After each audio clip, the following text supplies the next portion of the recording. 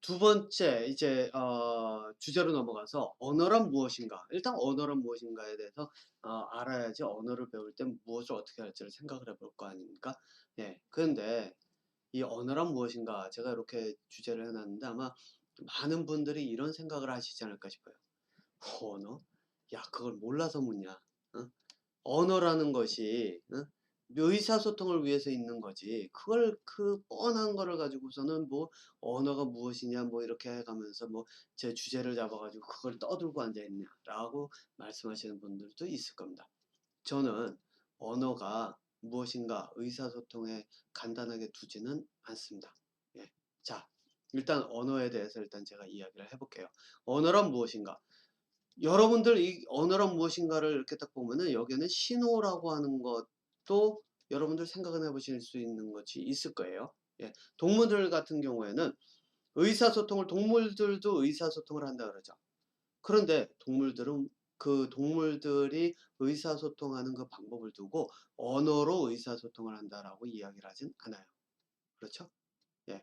그러면 동물들은 신호를 가져가는데 그렇다면 언어란 무엇인가라고 하면 단순히 의사소통의 도구가 아니에요.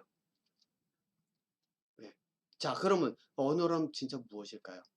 동물들도 원숭이들도 여러분들 이거는 이 과학자들이 많이 찾아놨어요. 이게 뭐냐면은 원숭이들 같은 경우에 그 독수리가 날라오면 예를 들어서 독수리가 이렇게 쭉 위에서부터 이렇게 사냥을 하러 딱 하면은 나무가 있으면 나무 위쪽에 사는 애들이 잘 보일 거 아니에요. 이 꼭대기가 하늘을 이제 보니까. 그래서 독수리가 나타나면 얘네들이 독수리라고 외친다 그래요.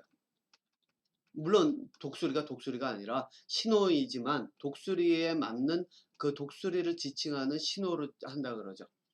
밑에서 제규어가 나타나면 제규어 밑에 있는 애들이 관찰을 하니까요. 밑에 있는 애들이 보고 제규어에 맞는 그 신호. 그래서 포식자들이 나타날 때마다 그 포식자에 맞는 신호를 그 연결되는 신호를 하기 때문에 종은 달라도 이 꼭대기에 사는 애들은 그 벌레 잡아먹고 조그마한 원숭이들 그러니까 크기도 작은 원숭이들이 나무 꼭대기에 사는 애들도 있고 또 밑에는 좀 덩치가 큰 애들 이 밑에 이 땅하고 위로 왔다 갔다 하는 애들 이렇게 왔다 갔다 하는 원숭이들 이렇게 있는데 얘네들이 종은 달라도 신호 체계는 서로 이해를 한다는 거예요.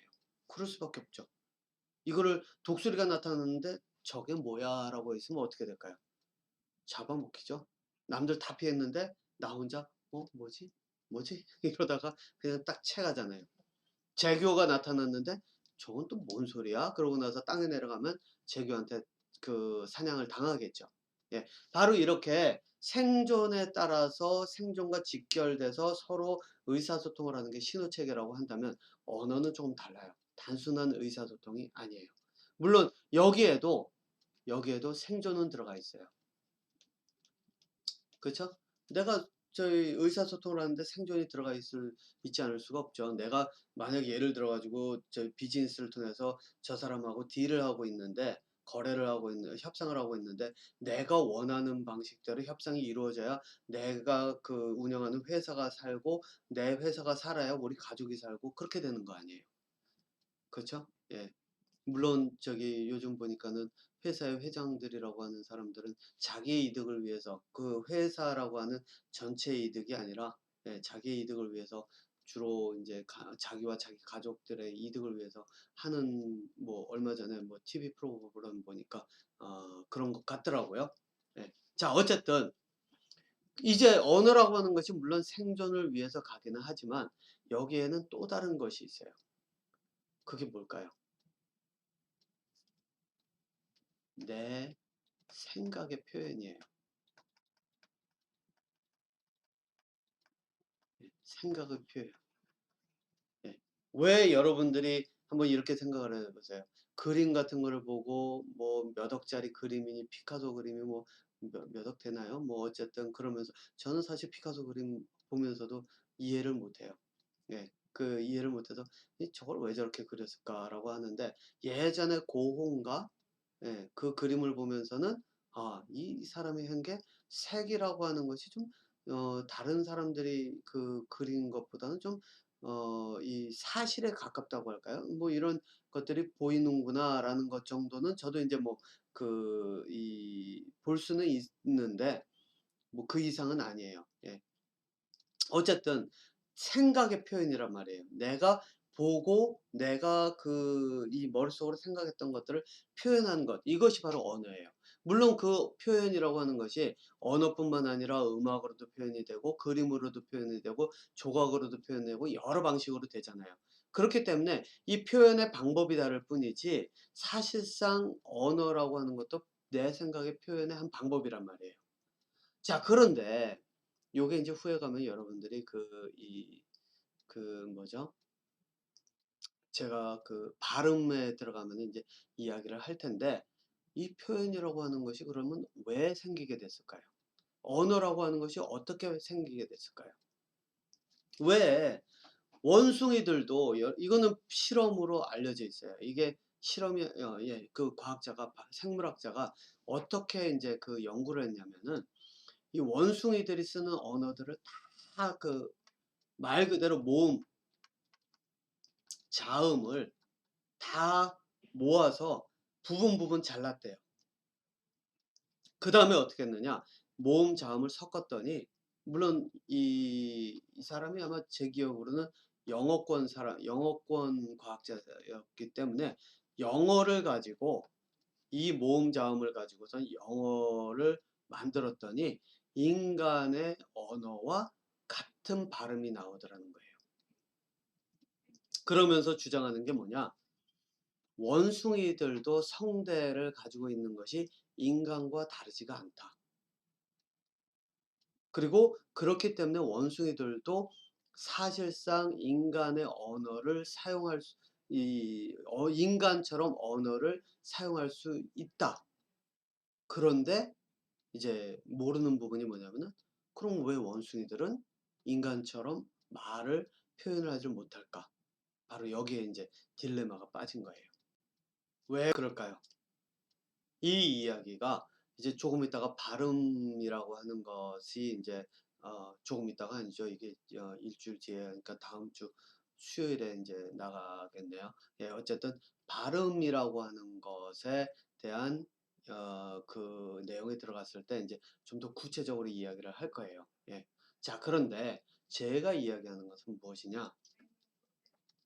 언어라고 하는 것은 여기서 인제 다시 인제 정리를 하고 넘어갈게요. 생각의 표현이에요. 그 이야기는 뭐냐면은 생각, 두뇌가 발달했기 때문에 두뇌가 발달하는 과정에서 표현을 하기 위해서 방법을 찾아서 개발이 된 게 언어라는 뜻이에요. 그러면은 여러분들 이렇게 생각을 해 볼게요. 자, 이제 실제로 영어를 표현을 하든 한국말을 표현을 하든 차이가 있을까요? 없죠. 예. 그래서 사실상 여러분들 이 생각을 하셔야 돼요. 한국어로 내가 무엇인가를 뚜렷하게 표현할 수 있는 사람들 있죠. 예. 그리고 다양하게 표현할 수 있는 사람들. 이 사람들이 영어를 배웠을 때 영어를 가지고 다양하게 표현할 수 있는 방법을 익힐 수가 있어요.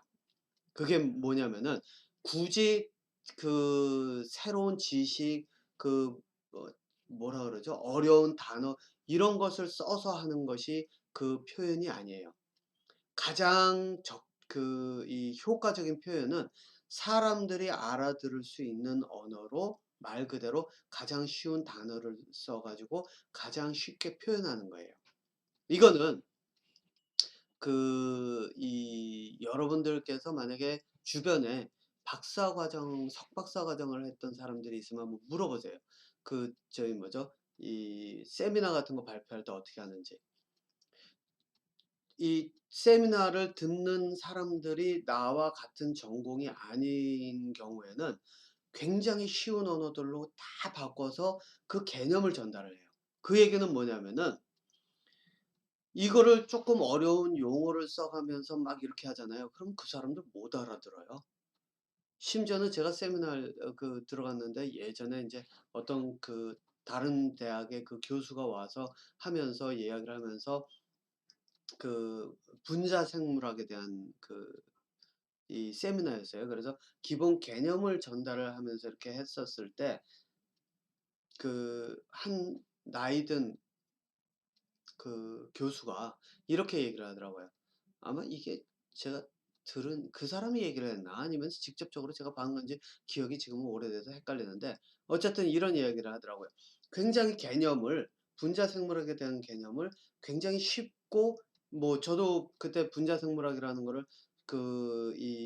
알고는 있었지만 제가 그렇게 깊이 있게까지 아는 것이 아니었기 때문에 사실상 이제 저도 그때 '어우 저렇게 설명을 하니까 나도 인제 쉽게 좀 알아듣겠네.'라는 생각이 들 정도였어요.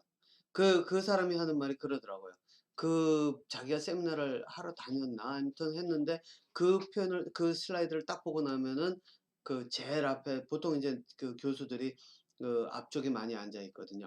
그 앉아 있는데 나이 든 교수 한 명이 있다가 딱 그러더래요. "아 내가 지금까지 이해 못 했던 게 당신 슬라이드 하나로 내가 이제 이게 뭔지를 좀 이해가 간다."라고 이야기를 하면서 얘기를 했다라는 거예요. 그랬더니 그래서 인제 제 발표하는 사람이 덧붙이는 말이 뭐냐면 "다음 슬라이드를 그래서 보여주기가 싫다."라는 이야기를 해요. 왜냐하면 다음 슬라이드부터가 진짜 인제 깊이 있게 들어가니까 사실상 사람들이 이 깊이 있는 개념이 들어가질 않으면은 따라가지를 못하거든요. 어쨌든 바로 이게 언어라는 거예요. 언어라고 하는 것은 그래서 어렵게 생각하실 것이 아니라 내가 쉬운 단어들을 조합을 해서 내 생각을 표현하는 훈련이라고 생각을 하시면 돼요. 그 얘기는 뭐냐? 내가 한국말로 표현하는 것이 어렵잖아요. 다양한 표현을 못 하잖아요. 그러면은 영어 가지고도 다양한 표현을 하기가 어려워요.